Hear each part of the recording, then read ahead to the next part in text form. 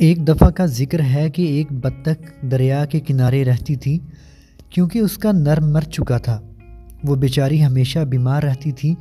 ایک دن اس کی طبیعت زیادہ خراب ہو گئی تو وہ ڈاکٹر کے پاس گئی۔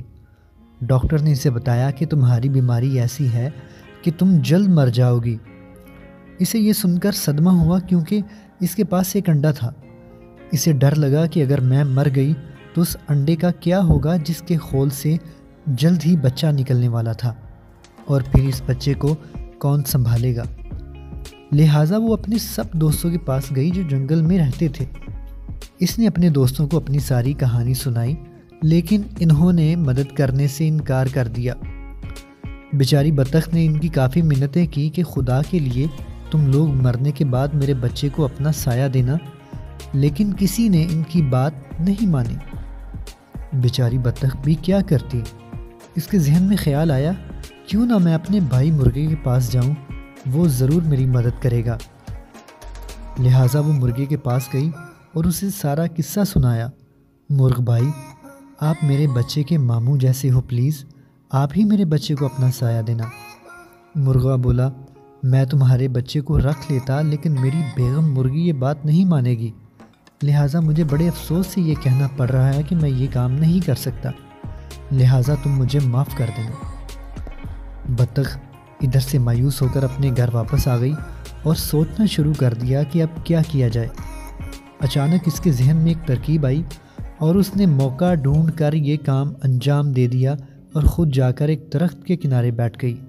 اس کے بعد بطخ کی طبیعت اور بگڑ گئی اور ایسی بگڑی کہ اس کی موت ہو گئی۔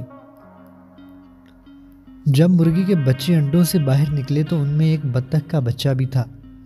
مرغ تو سب جان گیا تھا، لیکن اس نے مرغی کو بتانا مناسب نہ سمجھا۔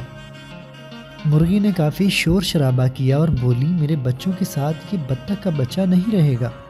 مرغ نے اسے کافی سمجھایا، لیکن مرغی نے اس کا کہنا نہیں مانا۔ مرغی نے اپنے بچوں کو منع کر دیا کہ بطخ کے بچے سے کسی کو بات نہیں کرنی۔ سب نے مرغی کی بات مان لی، لیکن دو چوزوں نے اپنی ماں کی بات نہ مانی، اور جو وہ خود کھاتے تھے وہ اسے بھی وہی کھلاتے۔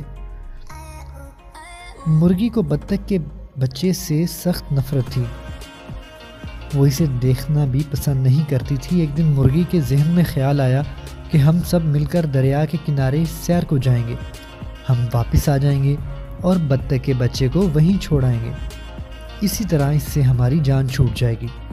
وہ لوگ سیر کو نکلے، وہاں پہنچتے ہی ایک چوزا دریا کے کنارے چلا گیا اور ڈوبنے لگا۔ یہ دیکھ کر مرغی زور زور سے چیخنے چلانے لگی۔ چونکہ بطخ کے بچے کو تیرنا آتا تھا، لہٰذا اس نے فوراً دریا میں تیرنا شروع کر دیا اور اس چوزے کو نکال کر باہر لے آیا۔ مرغی نے جب یہ دیکھا تو اسے اپنے کیے پر کافی شرمندہ ہوئی اور اس نے بطخ کے بچے سے معافی مانگ کر اسے اپنا بیٹا بنا لیا۔ اسی طرح وہ سب ہنسی خوشی رہنے لگے۔ دیکھا بچوں، کیسے بطخ کے بچے نے مرغی کو بچایا اور کیسے اس کا بھلا ہوا۔ اسی لیے تو کہتے ہیں، کر بھلا ہو بھلا۔